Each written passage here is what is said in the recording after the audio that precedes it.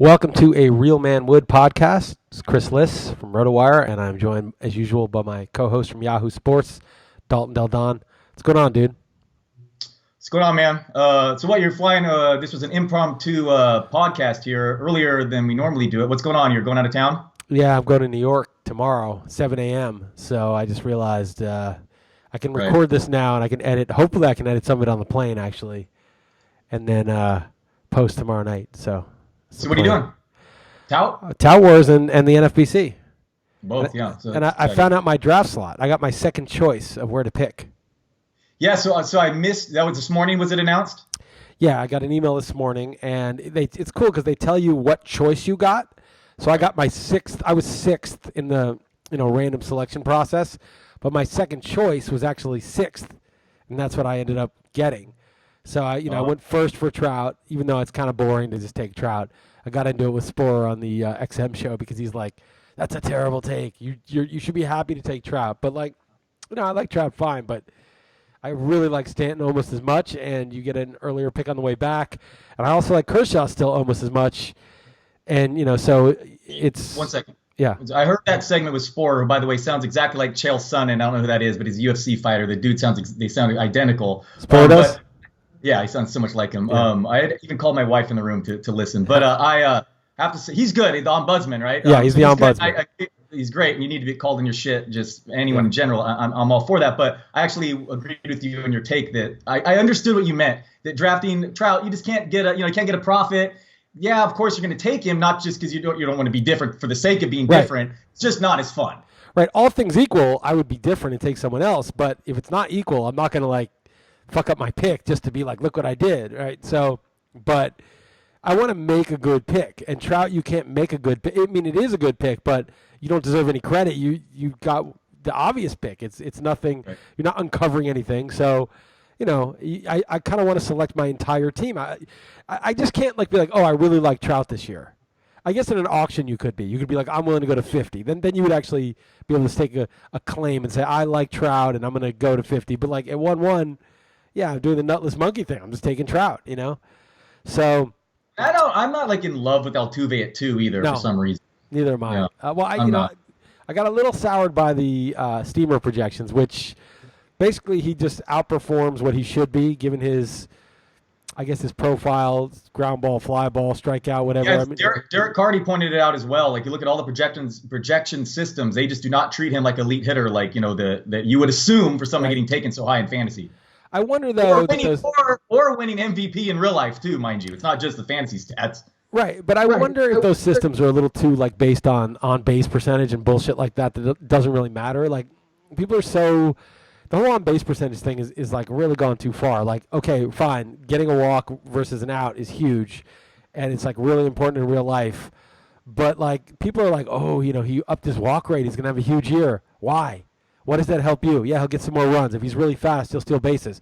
If he's a slugger, and he used to be, an Alfonso Soriano type who just swung at everything, and now he started walking, how does that help?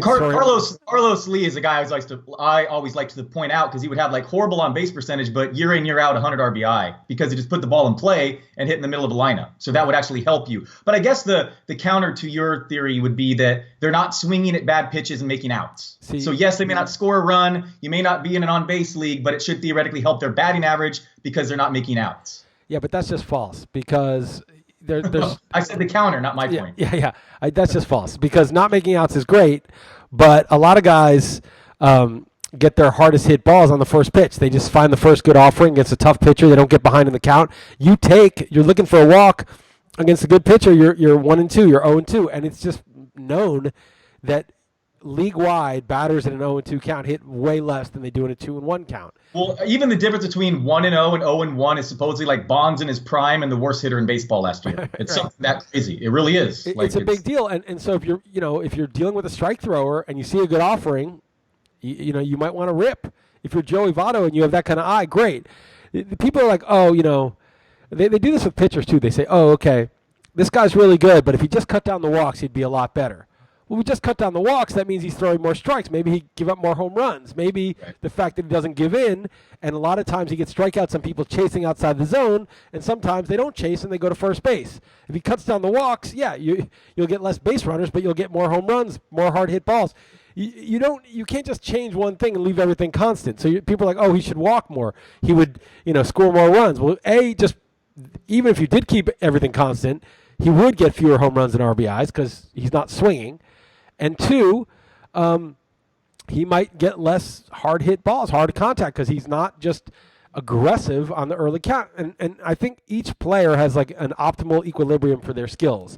And they don't always hit it, and they don't always find it, but some of them find it. And they're like, yeah, I'm a 300, 340, 300, 340, 500. That's a good player. It may not be as good as a 3-4-6 player, but it's a good player. And if you start to tinker with somebody who's a good, productive player who maybe plays defense, runs the bases well, that's going to screw them up. So I just think that like too much of the sabermetric stuff is based on the walks. Secondly, you and I have talked about this, but like on base, OPS is a messed up stat because you're adding slugging, which is denominated in bats, and on base, which is denominated in plate appearances, and you can't add 1/2 plus 1/3 equals 2/5. It doesn't work. That's not how it works, right? You have to get a common denominator first before you can add that. And they're just adding it together like it's like you're adding fractions without finding the common denominator. And the problem is, you end up with these anomalies. Like let's just say this, right? Bonds had these crazy like 1,400 OPSs and stuff like that, and he was obviously great. But if you had a player that had 1 home run and 10 walks, or in 11 plate appearances, or you had a player who had 10 home runs and 1 out, which player is better? I mean, which player is better? The 10 homers. 10 homers and 1 out is better than 10 walks and 1 homer. But who's going to have a higher OPS? Right. He's going to have a perfect 5,000 OPS because the walks don't count. Right. So, it's just because he's going to have 1,000 on base and a 4,000 slugging, right? So it's just that's a great way of framing it. No, that's a good way of framing it. It really is. And kind of tying to this point, did you read the interview that Eno had on The Athletic with Joey Votto? I didn't know. It's good. I actually think I'm wearing the Athletic shirt right now, but it's really interesting because Votto's like, I recognize this stage in my career that my exit velocity is not the same. He's just like, the ball does not come off my bat the way it once did. So I have to swing at strikes more than I used to. Even if it's not the perfect strike that I was looking for, I have to actively make a point, and the numbers pointed that out. That's why asked him. But Votto, he's kind of plays coy, one of the more cerebral athletes. So he does funny stuff on the field as well. But the dude knows exactly what he's talking about, and he's like, yeah, I just simply had to change my approach, and that's kind of what we're talking about here. He's swinging and making a concerted effort at putting the ball in play more. Yeah. So yeah, that's right. I mean, so the walks. I'm sure the sabermetric guys are valuing walks more precisely than that bad OPS formula is. Right. But yeah, but also the other point that just the equilibrium for what's best for a hitter isn't like, well, just maximize your walks, dude. Just pitchers don't walk anybody. Look at Jeff Samardzija.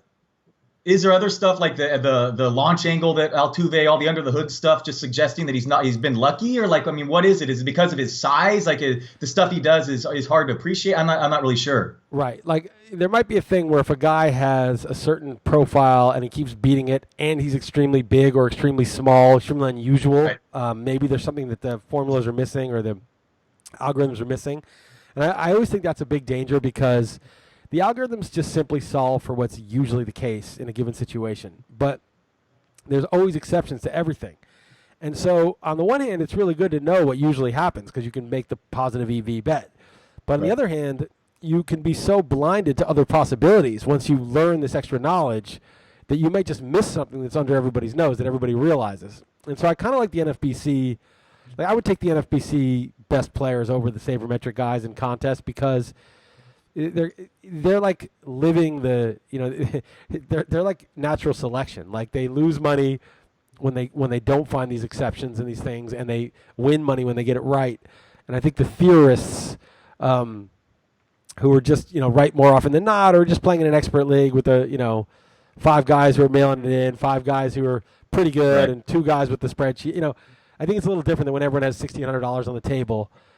And the evolution of that, the natural selection of the best players in that kind of format is going to be taking into account these subtle things. And maybe they might not even be totally aware of why they're doing certain things, but they're just they've figured out like a routine or a way of doing things properly that is better. I'm not saying that a sabermetric guy or that some of the guys who win aren't sabermetric or somebody couldn't win it, because maybe they could. But I do think that just the theories to me are not as impressive as actually people winning the fantasy leagues. So speaking of which, you wanted the 6th pick, and let's say Trout, Altuve, Kershaw, Turner, and Stanton are off the board. Harper. Who are you going with? Harper. Okay. All right. That's why. All right. First of all, I'm almost positive either one of those. Yeah. Either Stanton or Kershaw will be there. I'm almost positive. I'm 90% sure, maybe more. And if I'm not, I would live with Harper, no problem. But I think that the dilemma I might have is both may well be available. There's a good chance I think I have to choose. And so I was talking about this with Jeff today. So if I take Stanton, I'd love to get Syndergaard on the way back, or Mad Bum, or Strasburg. Those are my 3 next tier. Okay. Yeah. But those dudes might not be back. It's pick 25, and this is the NFBC main. Like, dudes are aggressive with the pitching. And I was saying they shouldn't. I mean, they shouldn't be back. I don't think they should be, but I think like the ADP is would say at least one should be, but you can't predict that. And so then you're like thinking Verlander, Carrasco, Severino. Right. Yeah. So that's a problem, right? And so I really like Severino. I'm really warming up, and I'll talk about that in a second. But and I like Verlander pretty much too. But I'm thinking like, also these dudes listen to me. So I said this on the radio. I probably shouldn't have, but fuck it. I mean, whatever. I'll adapt if they take him. But so if I take Stanton and then those guys aren't there, what do you do? Do you take Severino or Verlander, or do you just say, "Oh, Freddie Freeman's there, or Votto's there, or Jose Ramirez is there"? I'll just take Gary Sanchez maybe for catcher. He hasn't fallen that far usually, but maybe he does. But then Jeff was pointing out there's 10 more picks between my next pick. Because I'm 6, so it goes 5 up and 5 down. So let's say Verlander, Carrasco, Severino go in those 10 picks, which they very well might if I take Stanton and then the 4 pitchers go in the first round, the big 4, and then the other 3 go before I pick, and then the other 3 go, or the other 3 or 4 go after I pick. Now I'm fucked in round 3, right? Because round 3, he's like, well, maybe you just take Jansen and just say, okay, I'll take Jansen. And I'll get the ratios from him, and I'll supplement him with another starter. But the problem is that means I got to dip into that tier that I don't like, that Quintana, Darvish, Nola tier, and I'm a little nervous. That's why I would take Kershaw, but that's why I would. But so you take Kershaw. I love. I love Stan. You take Kershaw, and the way back they'll definitely be a hitter. And but if Syndergaard comes back, then I double up. Double up. And then you're just like, all right. Real man doubles up. Real man doesn't even think Real man doubles up. Doesn't even think twice. Yeah. But the problem is you got to get closers somewhere too. That's the problem when you get 2 starters. But so what? I just probably, if I doubled up, would have to get hitters in 3 and 4 and pass up on like Jansen, Chapman. And then like I've been it may not work out, whatever, but I've been liking the teams that I've been drafting so far, going heavy with pitching early because I hate that middle area. I just hate it. Right. And I'll just let them decide a group of like 30 pitchers and whatever the 5 fall in that tier that I consider, I'm just like, fine. So I've been liking, again, it may not work, but as far as the logistics of how it's fallen so far, I've been happy with the strategy of going pitching early. Yeah. No, I mean, I want at least 1. I want Kershaw or 2 typically. I either want Kershaw as my guy or I want 2, Carrasco. So let's hear about Severino. Obviously, you're bumping DeGrom down. Obviously, I'm with you. Right. I like Verlander. I've had a tough time between those 3, Severino and Carrasco. Carrasco, I love the guy in the past, but people are kind of underrating his past durability issues. To me, it's a real concern. Yeah. So here's why I like Severino, right? So there's just been a couple articles out. Mike Podharzer had one, and Rob Silver was talking about, I don't know if he had an article, but they were both talking about how players, especially pitchers, who make massive profits the year before are usually bad investments. Like Greinke, even before the velocity, I didn't want him. And now with the velocity dip, like, no, I'm not. It's just like 0 shares, not even considering. No, zero. Right? So negative shares of Greinke. Yeah, no. I'd be terrified if I drafted Greinke in the 4th round. I'd be shitting my pants. But Severino, right? So he definitely falls into that. He had a huge spike last year. He was basically free, and now he, is 3rd round pick. But that dude threw 97.6, right? And Jeff Zimmerman just had an article out where he showed that like the aging curve, like pitchers peak in effectiveness around, between 25 and 27. It's like he's the age where he's really good. He throws super hard. It's not like just some fluke like, oh, Alex Wood had this amazing year. I'm going to go draft Alex Wood and then get disappointed. This dude backs it up, not just the peripherals, but he backs it up with the stuff. I mean, it's not like some coincidence that he struck out 230 guys in 193 innings. It's not like, oh, how lucky that they just didn't hit that 97-mile-an-hour pitch with movement. Yeah, he was a great prospect too. Obviously, the park doesn't help him, but no, he's so filthy. It's just like he could even be getting better too. Right. I'm looking at K- walk percentage right now, ranked 5th in baseball last year. Sandwich between Kershaw and Carrasco. I mean, it's not a perfect stat, but yeah, he's ranked there. He's elite. He's totally. You could talk me into it. Take him in the second round, man. No, it's just the stuff, So he can get hurt, right? I mean, just like hard throwers get hurt. I mean, Syndergaard, there's some risk, whatever. But come on, man. We can't be looking for monsters under the bed. Yeah, anyone can get hurt. Kershaw can get hurt. Scherzer can get hurt. You can't draft a pitcher and say confidently, oh, this guy's not getting hurt this year. Of course you don't know that. So, why am I worrying about this? This guy has elite stuff. He had an elite season. He's on a good team with a great bullpen. That guy can be up 6-5 in the 5th inning. He's still going to get the win, right? He's going to strike out a ton. His ERA and WHIP were excellent last year. They may, give back a little bit just from regression in a tough park, but that guy's got a good team behind him. I mean, he's in a good spot. Yeah, Jeff Zimmerman, you brought up, and you're talking about injuries, and I saw some other thing he mentioned in Twitter. I haven't been able to read or dive too deep into it, but something basically he said that position players, there's absolutely no predictive value with injuries. That's right. He said obviously if you're Daniel Murphy or somebody's hurt now, that's different. Right. But if it's Stanton or Harper, someone who's totally healthy now, he doesn't see any difference between him and Trout, him and Altuve. Any of those guys. He just feels like, okay, if the guy's healthy, he's healthy. And he's done the research. It's not just him. I mean, he's done the research. Right. I mean, he's not just like, I believe this. Yeah. But I've long kind of thought this, if you're not hurt now, then, maybe there's some types of injuries. Again, this is an overall blanket statement, just like the guys who make the big profits maybe give back some. But I think, there's always exceptions to a rule. And the question is there a type of injury for a hitter that's particularly worrisome or more likely to relapse? And I mean, it's possible, but barring some specific knowledge of what that is, I would classify Stanton, Harper. Just I have a bet with P now. He gave me 7-5 odds, Harper versus Rizzo for games played this year. So I was like, all right, if that's true, then I'll take those odds. If that's true, then no, it is interesting. I mean, I guess there's other factors too that we just don't know. Some people just have bad luck, and others take care of their body, and other people treat it like a trash can. I mean, it's right. We don't know. Like you and me, yeah. Exactly. Yeah. Right. I didn't want to point it out. I was trying to be respectful of you, but that's okay. Right. No, I don't. I'm not embarrassed to take care of my body. I'm an adult. It's fine. Nice. Right. Anyway, so you got the 6th pick. Probably one of those two will fall. What I'm hoping is either both or neither. Just for my own, entertainment's sake. I don't want. Just to see what happens to me. Well, I mean, the thing is, I can't get stuck because Harper's my guy. I could do Arenado, Blackman. There's both fine. Well, that's why you put 6, obviously, for a reason. You felt comfortable, right. Worst case scenario, obviously. I don't know what it is. What was your first preference, by the way? 1. Okay. You said that. Sorry. Okay. So it is, even though what a nutless monkey. I was a nutless monkey. I know. 20-minute talk on the radio about how you Trout. And when push up to shove, money on the line, your preference. I do think Trout. I mean, Trout's basically Harper with steals. I mean, that's what he is. And it's like, I mean, if you give Harper 23 steals or whatever Trout should be projected for, it's just so monstrous because they both hit 310, 315 with crazy amounts of power and on base skills and all that shit. And then the other guy's stealing 20 bases, and they're both in the people don't realize how much of a pitcher's park that is too. Imagine if Trout played in a hitter's park. I mean, or Harper. Totally. I mean, or Stanton. Oh wait, Stanton. Right. That's why I'm drafting Stanton. Oh wait, I forgot about that. What's funny is there's a chance, and I was talking about this with Jeff, that baseball, because they've basically been busted. They were caught lying about them. Oh, there's nothing wrong with the ball, and many studies, Verlander had that thing out on Twitter. I don't know if you saw that. And then that was yes, that was good. Everyone should check it out if you haven't. Verlander, another cerebral guy. Yeah, what are you drinking? A 7-Eleven Slurpee or something? We stopped at a Mexican food place after taking my children to the doctor today. Just 7-Up. Oh, why are you drinking 7-Up, dude? You're a fucking grown man. Grown man does not drink 7-Up. I knew that you were going to be upset that I'm drinking soda. I knew that you were going to say that. Have a beer. I mean, if you're going to do it, I mean, it's just ridiculous.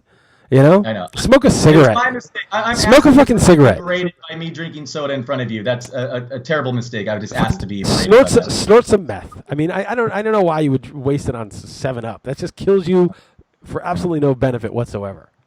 What All an right. idiot. Where were we? Okay, I don't know. I can't abide that shit. I can't let that slide.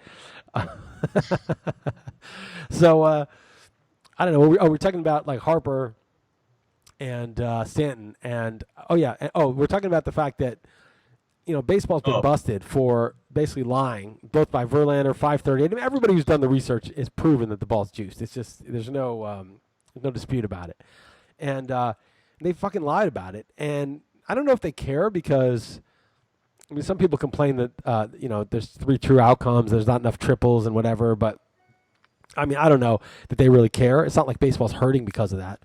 And so I'm kind of like maybe, if they switch the ball back because of the pressure or because of the perception, I think it was Derek Carter we were talking to, and he said, like, in 2015 they switched the ball, but they still had the old balls till midseason. They don't just throw out the old balls. So like at some point during the year, it could change back to a pitcher-friendly situation. And I was thinking about that, and it's great if you could have Kershaw in a pitcher-friendly situation again. I mean, he would just go crazy again. But Stanton wouldn't be the worst guy to have in Yankee Stadium if like he'd hit 50 with the old ball in that stadium, and everybody else would lead the league with like 39 one year. So this brings me actually to a question. Were you finished? Yeah, go ahead. Yeah. I want to ask you, what do you think the over/under is for the most homers hit by a player this season? I mean, because everyone can get injured. I would say like 54.5, 55.5, something like that. What do you think? Okay, so I thought around there, if not higher, but it's 49 with even juice like that. In Vegas? I already made a bet on it. I think the biggest risk is just they're going to overcompensate for last year, right? And they're going to quietly just change stuff with the baseball. But man, that's what I'd be worried about. That's my biggest fear, because if the ball is the same, there is no way someone's not breaking 50. One person. I mean, Rhys Hoskins hit. Yeah, Judge. Chris Bellinger Davis with a C or K could do it. I mean, honestly, like. Yeah. Miguel Bellinger at 39 is a rookie in 4.5 months or 5 months. I mean, Miguel Sano could do it. I mean, it's not a great park for it, but he could do it. I mean, it's just like, it's crazy. Yeah. All right. So I thought 49. Okay. So you're with me. So you're. Okay. What are you going to put on that? I thought that was low. 1,000? What?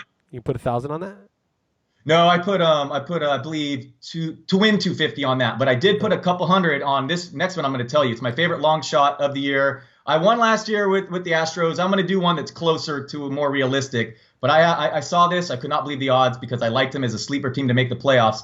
At 125 to 1, I had my buddy throw a couple $100. So that's 25 grand on the Phillies to win the World Series. What do you think? It's possible. But that was before the Arrieta signing, obviously, right? I actually thought about this, but honestly, I got it after he was signed. Really? Yes, really? I did it yesterday. That's crazy.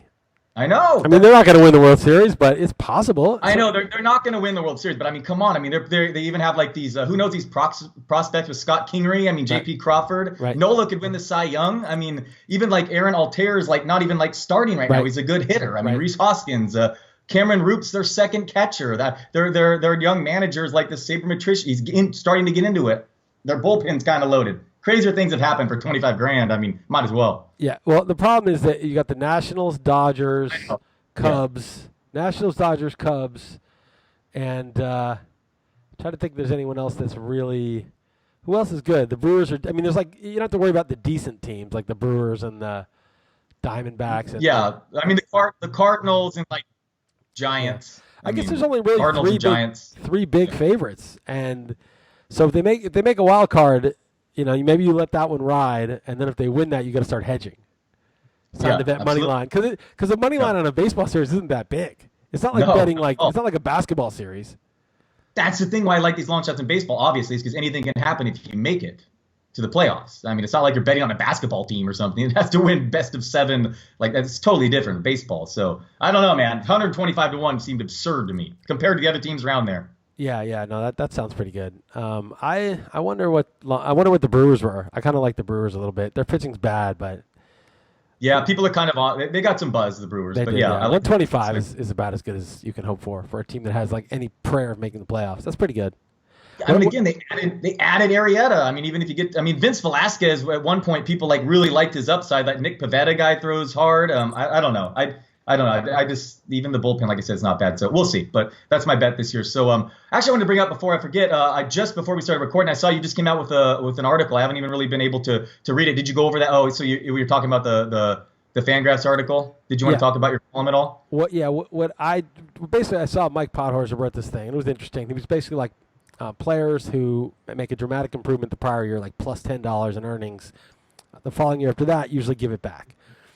And he showed, last year that's what happened. And so I thought, yeah, but everybody who does well is likely to do not that well because it's like saying any cover magazine jinx. Obviously, it's just regression. Same thing. It's regression. It's not just regression. It's also that anything that's hard to do is hard to repeat, no matter how good you are. So it's like saying, and you can just obviously like the top 10 players will not be, right now are not the top 10 end of season, not even close.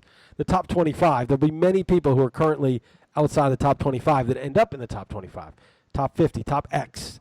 There's always going to be players outside the top X that end up in there. So therefore, as an aggregate, a group of size X is going to fail to live up to its collective ADP. Any one player can live up to it, but the odds are that he and everybody else in it they're net losers in the aggregate. So that's obviously the case. So for Mike to show that players that did better last year, so they're obviously now expensive players, are likely to do poorly. That to me didn't mean anything in and of itself. I wanted to see what the baseline of failing is, because failing is the norm. Success is not the norm.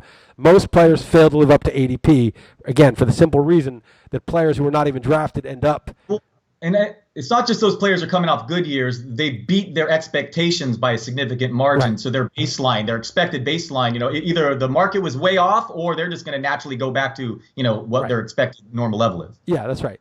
So I wanted to see what the normal level of failure was compared to it. And actually the normal level of failure around the ADP that he was using, which was like 100, is only like $2, $2.50. The top 10 guys lose $13 on average. Right. Like the top 25 lose like $7, $8 on average. The top 50 lose like $5, $6 on average, and the top 75. Well, obviously, you can. I mean, your ability to lose more, of course, and it's more rarefied, right? I mean, and any one guy that gets out for the year kills that the average there. Okay, so that's obviously part of it. But his area that he was looking at, the guys who were basically now on average $20 players, and they earn 10. The average player who's a $20 player probably loses like $2. I didn't go that deep. I just went to top 75, then lose $3. So a 100th player, probably on average about $2 they lose. So for them to be losing $10, it means that, at least for last year, I don't know how deep he went with the sample, but that was a real thing. That players, for the reason you said, is because they might just, any player is unlikely to repeat, where he's drafted because players outside the top 100 or 200 get in. But the other thing is, those are players even that we know the rough baseline for. Like, we kind of know who Freddie Freeman is. We know what Freddie Freeman's baseline is, basically. He could have a bad year where he's hurt. He could have a great year where everything clicks. But we sort of know who he is. At least we think so. But a guy who's just done it 1 year, like Whit Merrifield or Tommy Pham, we really know a lot less about their baseline. So the fact that they did well could have been that they had an 80th percentile season last year and everything went right. And so there's this added risk that they're not who they say they are, not who they purport, who they seem to be, and so you're not just, it's not just the bad luck around the baseline, it's that the baseline could be totally wrong. Now, Tommy Pham walks a lot, Merrifield steals base. I mean, there's certain skills they have, but it usually takes a couple years before you feel comfortable with, saying those are definitely things that these guys do well. Gotcha. Cool. Is that the full takeaway? What's that? Is there any full takeaway? What did you come away with? I mean, I wasn't going to draft Merrifield or Pham where they're getting drafted anyway. And Pham, I mean, like, that's on-base skill is probably something real. Like, I think a season's enough to, know something about that. But, just that you want to be a little wary of sort of the one-hit wonders. Don't pay full price. Gotcha. And the idea is that that recency bias, people know about regression. They're not just, giving them the same stats as last year. But their recency bias is not fully priced in to ADP, basically. Makes sense. But I'm still taking Severino because he throws 98, and to me that's that is a different thing. It's not, that's something that's just objectively the case. You're right. That makes sense to me. So when you're in New York doing tout, it looks like we are going to do the League of Leagues draft. Last second changes are not going to come through, so I'm going to be doing it. So do you have any, you want to go through anything at all? Just attack basketball early as usual. I know it didn't work out this year, but how can you predict, Cousins and Kawhi Leonard going down like that? Yeah, we have so many baseball keepers that I think maybe They're good though. They're good. we should like invest in baseball a little to like make sure we capitalize on that a little. So like maybe our 3rd through 5th round or whatever we haven't kept, try to get some baseball guys we like. Yeah, it makes sense because we do have real late good keepers, so that makes sense. Okay. Not to squander that, and I think football we just totally punt and just like have a ridiculous team. But we have Jimmy G, or no, you didn't keep him, did you? No, you wouldn't let me. No, I'll get him. Don't worry, I'll get him. You have no say in that matter. I'll get him. Yeah, I mean, so it's before the NFL draft. What are you gonna? What about Saquon Barkley? That's the summer. Yeah. It's like the supplemental. Right. I think yeah. He Just waits go until 100 on that shit. Who cares? Just go 100 on right. that. Oh, for sure. Yeah. I think you can. Yeah, I think there's somehow you can like spend a draft pick on that though. Actually, someone's probably going to do that early. You on should the number do one it. supplemental You do pick. it. Yeah. How early would you take Barkley then? Say Like, he's available like the 6th round, man. Okay, I mean, what the fuck? He would go in Okay. the 1st round of a. I mean, in like the 4th round, you got to do that shit. Okay, if you can draft like the number 1 pick in the supplemental draft, I think you can. All right. Oh, you got me fired up for Barkley. All right, his measurables were. Well, here's the thing. Here's the thing. And let me ask you what you think about all the sabermetric NFL guys. There's a little bit like I understand. Sabermetrics are great. It's great that we have this, but there's a little douchiness with this whole thing. Like, it's so dismissive of anything else. What's that? Explain. They're just like anyone who thinks Saquon Barkley's an early first 3 picks on that is an idiot. That kind of Gotcha. it's Yeah. preposterous He's to take a running back there. Like studies have shown. The data has shown. Like fuck you. If there's I know a guy, people just don't make a big a deal when a left tackle busts early or a defensive end. You or just a million remember. quarterbacks. I mean, look, obviously the QB is the most important position, but I had this debate that year when Sue and Bradford came out, and Bradford got kind of fucked because of Jeff Fisher, and who knows, Bradford might have been Joe Montana for all we know. Because if you look what Case Keenum and Jared Goff have done, I mean, shit, that dude just got his career destroyed. He was hurt. What a terrible. I mean, who knows? He might have been good. So it's almost like you can't even use him as an example. But it was Sue versus Bradford, and Sue. You know whose career we should go back and look at? Steve McNair's. No, how about Vince Young? Yeah, that too. Vince Young right. was like the greatest Right. college quarterback of all time. Right. I saw that. I never watched college football. I saw that USC game, and I'm like, this guy's the greatest player ever, right? And he comes in and he's like, and they don't start in the first year, and then Collins gets benched or hurt. They bring in Vince Young. He wins like 9 games. They like make the playoffs. Like, dude is awesome. Me and you were pushing him to be on the RotoWire magazine, weren't we? I know. I love that guy. And then all of a sudden he went like AWOL, like almost killed himself, like all that shit. And Right. I mean, I would probably kill myself too if Jeff Fisher were my coach. I mean, I respect that. I mean, here's the thing. Yeah, I know you're going to say so the Bradford debate. I was actually on the Bradford side. I know exactly where you're going with this. I actually was on the Bradford And side. Sue, has had the better career, although Sue's become overpriced and lazy, and he's Miami, not a great, but he's had some very, very good years. And I kind of think I don't know, there's like so many guys, there's like Stafford, there's there's the obvious guys like Rodgers, Breeze, Brady, Russell Wilson. There's like, Roethlisberger. There's like 5, 6 Garoppolo, elites. yes. Garoppolo, of course, right? And then there's like, the Stafford, Wentz, Goff, that whole tier of like good, players that are like definitely the franchise is not looking for a QB. There's like at least 10 more of those, right? I mean, I don't like Derek Carr, but they're not looking for a QB, right? I mean, I think he sucks, but Rivers. I mean, the fact that Eli's coming back is a joke, but it is what it is. Cousins just went to Minnesota. They're not going to be looking for a QB, presumably, for a while. So, and who knows about Trubisky and some of these young guys. But there's these, it's like 18 teams have a QB that they're like, okay, or 20 teams in a given year are like, okay, we're okay at QB. And so it's like the chances that you get like Brady or Breeze are like so slim, or even Wilson. Like for the most part, like you're hoping to get Goff, and maybe Goff ends up being one of those guys, but it's obviously unlikely. And you don't want one of those in-between quarterbacks, actually. Well, you don't I mean, want to like be Flacco, and Flacco's bad, but like Matt Ryan is good too. Like someone like that. Cam Newton is good in my opinion. So it's like there's a lot of, who knows if Mariota with a new coach and Winston and how he ends up being. But there's like more than half the teams have a QB that's their QB like for good for like the foreseeable future. And the idea that like it's not like there's only like 3 QBs that are good and everybody else is scrambling for a QB. So like they're not that hard to find really, right? Like, and not all of them came from the top of the draft. That QB is like the hardest thing to scout. The measurables are not that reliable for QB. Well, and a backup just won Super Bowl. I mean, a guy that was considered. So, and he beat Keenum in the championship game. Right. And Exactly. Bortles was 3 out of the 4 guys. I mean, it was pretty crazy. Right. So, Right. No, I'm with you. I've been going less and less about running backs fungible. Some are difference makers, and it's really difficult to game plan for those guys that catch the ball a lot too. I mean, I'm leaning more toward you. And like fantasy wise, no one, it's going to cost like a very top pick. No franchise is going to spend a pick on a running back and not use him like crazy right away. So I mean, he could be. I mean, there's obviously the Trent Richardson and guys like that, but like Zeke Elliott was like a big deal when he went down for the Cowboys, and obviously Le'Veon Bell and David Johnson the year before. And Marshall Faulk in his peak. Right. So well, even if he joins the Browns, Josh Gordon, Jarvis Landry, even Corey Coleman was the top. I want him on the Giants, but it looks like the Browns have their QB. So is that Weston guy good? The Niners signed a guard / center from the Giants. Weston Richburg. Richburg, yeah. Supposedly he was a savvy signing. What's that?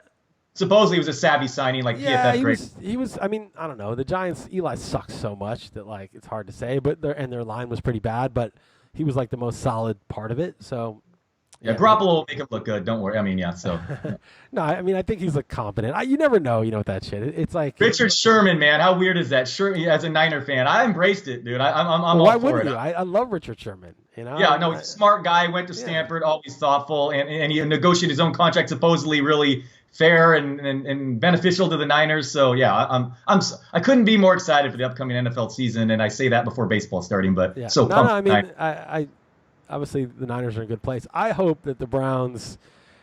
I mean, I don't think they're going to take a QB if they just sign Tyrod Taylor. So I think they're going to take Barkley. They have the 4th pick too, right? Right. So they'll get one of the QBs. So I mean, I think they're going to take Barkley, right? Yeah, I do. No, I do. I definitely think. I want the Giants. I mean, I was like, see, the Giants are so fucked because I was like, all right, they're going to keep Eli. That sucks, but they'll find out soon enough how bad he is. And I'm also kind of on board with like if Foles and Keenum, like the QB, like it really is system based. Like there's a couple guys that transcend that, but like I'm getting only a couple. Right, so many guys look so terrible when you look at Andy Dalton, Derek Carr, they look fucking horrible this year, and people thought those were good quarterbacks. Flacco's like a joke now. Sure. And so you're like, how many of these guys are really just the product of a system and the coaching? You put Doug Peterson or you put, Sean McVay or one of these smart coaches, and it makes all the difference in the world. Well, that's why it's going to be super interesting to watch these guys like Keenum go to Denver and obviously Cousins in Minnesota with weapons. It's going to be really interesting to see. But I totally agree with you. There are only a very few, like Brady, Garoppolo, maybe Rodgers, those 3, probably about that, the big 3. Oh, yeah, Garoppolo, yeah. Yeah, there's Garoppolo in tier 1, and then Rodgers, Brady, Breeze tier 2. I was being generous in including Brady and Rodgers, but who knows? Rodgers has a screw in his collarbone, so there's no way I'd make that swap. Right. And, obviously I forgot about Deshaun Watson, who's like the most exciting QB of all. Yeah. Seriously, yeah. So it's all right. So my main takeaway here at League of Leagues: come away with Saquon Barkley. A real man comes away with Saquon Barkley, and hopefully he's on the Giants. First of all, but the Giants. So if the Giants are sticking with Eli, which is just fucking so stupid. I mean, how much proof do you need that this guy sucks? I mean, I get it. Like the system's going to be a little better with no McAdoo, but like, sometimes a corpse is a corpse. You know what I mean? It's like you can't. There's some things you just can't do, and so, okay, well then. Okay, fine. Then get the generational running back who like is just amazing. I was like, okay, I was cool with it. That's why I didn't like the Saber match. I was like, fuck them. Give me this running back. I want to have a dynamic, world-beating running back who can do everything with Odell Beckham. I was like, I was going to say, what are they going to do now, man? After this latest video, the Giants are going to. I mean, I'm hoping this makes them on the trade block. Come on, Niners. I'll be the sickest thing in the world. The Giants are seriously they're such nutless monkeys. They are. Are you going to give up fandom if they deal ODB 30 cents on the dollar because of this latest thing? Yeah, I might renounce. I'm already like I realize like what happens like Wellington Mara, the patriarch of the Giants was like a legit dude, one of the old families. There's probably bullshit about him too. But his son is a nutless monkey. His son is a nutless monkey. Like first he tried to like stand by Josh Brown when he beat his wife. And again, like I'm against obviously that. But just the way he did it, like he stood by him and then when the media got bad, he ditched him. Right? It's like just ditch him immediately. Don't do it because of the media. Do it because it's the right thing to do. And so then he did that. And then the letters, Kaepernick letters. And then he was the cap and then he was like, oh, they weren't going to sign Kaepernick because their fans were outspoken. It's like, fuck you, be a leader, man. You're a billionaire. You have nothing to fear, nothing to lose. Your family's taken care of forever. just do the right thing. Like, don't be scared of like your fans. But he's a pussy, that guy. He's a total pussy. And also people don't realize no one's writing a letter being like, I will keep my season tickets if you do sign Kaepernick. Of course. Well, you know what I mean? So it's just so ridiculous. I lost faith in that dude. And like hiring, I don't know if that Dave Gettleman dude is soft. I don't know. He seems like he is. Like, it just seems like the whole thing, like the McAdoo and the Eli streak, and then like, and that's the other nutless monkey thing he did was, McAdoo benches Eli, and then they restored him. I mean, just let Davis Webb get a few snaps. I mean, Jesus, what you're putting Eli in because the fans are mad because Talk Radio doesn't like it. It's just a loser franchise now. And I think when Wellington Mara died like 5 years ago, like it started to get into like nutless monkey hands, and it's just been like that. And dude, Barkley, Beckham, and Ingram could be pretty sick trio. But if they still could get him. I mean, the Browns may not. The Browns probably know the Giants are taking him. But we're gonna take some like linebacker. I don't know shit about college football. They're gonna take some like stupid linebacker or something. Yeah, they better not trade over to Beckham. And obviously Beckham. I think Beckham was doing the coke. I think he was. That's my guess. I mean, you can't tell, but like if she's just cutting the lines in front of him, the odds that he didn't like do a little bit of that. I mean, come on. Yeah, I do not know, but I do know that the Giants. I just don't care, man. You're 25 years old. Like, what the fuck is it our problem to like police your partying? I really feel like who's releasing that? Like, come on, man. Well, I mean, that's a terrible thing to do. I mean, to do that. But regardless, I mean, it's like I just don't think like teams should be in the business of policing off-season partying by players. Like, what is the thing? I mean, obviously, if he like commits a violent crime or does something horrible or domestic abuse, okay, well, that's a dude you might not want in the league. But a dude's partying; it's his own business. I just feel like this shit is so invasive. I mean, I see you do hard drugs all the time, and I still let you on this podcast. Yeah, usually don't talk about it though. No, I don't. We delete that part of the video after we're done talking where we both. Just remember to do it again, just as usual. Just remember. Okay. Yeah, right. Okay. This time, right? Exactly. Just so. All right, you have anything else? Do you have anything else for me? No, I'm just looking forward to my draft. Tout Wars, like, it was funny because I was like, Tout Wars, whatever. But I'm actually like 7th or 9th or something all time in like earnings, like per entry fee, I guess, because I won it a couple times, and I haven't been in it that many times. And I finished last a bunch of times too, but like finishing 4th and last is the same money, so it doesn't hurt me. So now I'm like, I'm like 9th or something. I'm gonna go try. Like I'm not try, I always try, but like I'm gonna go like I want to move up the ladder. Like it's good that they keep track of it because it motivates you a little bit. Yeah, it gives you some motivation. Yeah, we'll be in touch then, I guess, talking back and forth. But I'm mainly gonna dominate this draft. But I guess I'll let you poison my mind every now and then with some horrible pick. You really messed up last year's. You really had a terrible draft. It was embarrassingly bad. All right, I don't know. We'll see. All right, man. All right, fired up. Good luck in Tout, and have a safe trip, dude. On my way back from labor, it was this extremely rough landing. Like I made eye contact with the person next to me. Like this might be it. Like it was bad. And then the audacity of this pilot. He gets on the loudspeaker afterward, and he's like, "Hey, folks, remember that wasn't the pilot's fault. That was the asphalt's." Get it? Asphalt. Yeah. Funny guy, and the plane erupted. You made eye contact with your soulmate, like you're the last human you were gonna see. It was bad, dude. I mean, it was like it was rough. So anyway, I hope you have a better a pilot who's far more concentrating on his ability to fly than he is his comedy skills. Yeah, I hope so too. Speaking of which, about comedy, a couple things before we go. A couple things. One of the comments made under here said, "Has anyone seen me smile ever?" So apparently, I'm far too serious on these. And I will say I did laugh when you made a joke on XM. I blew chunks all night joke. Don't think that didn't go unnoticed. Good. I'm glad someone. You know what? Now that I'm so vindicated that was worth it. You know that joke, right? You know that's the punchline too. They say never smile. I did laugh. All right. Good to hear. Good to hear. All right. That's a good note to end on. All right, Liss. All right. Talk to you next week, man. Take care. Later.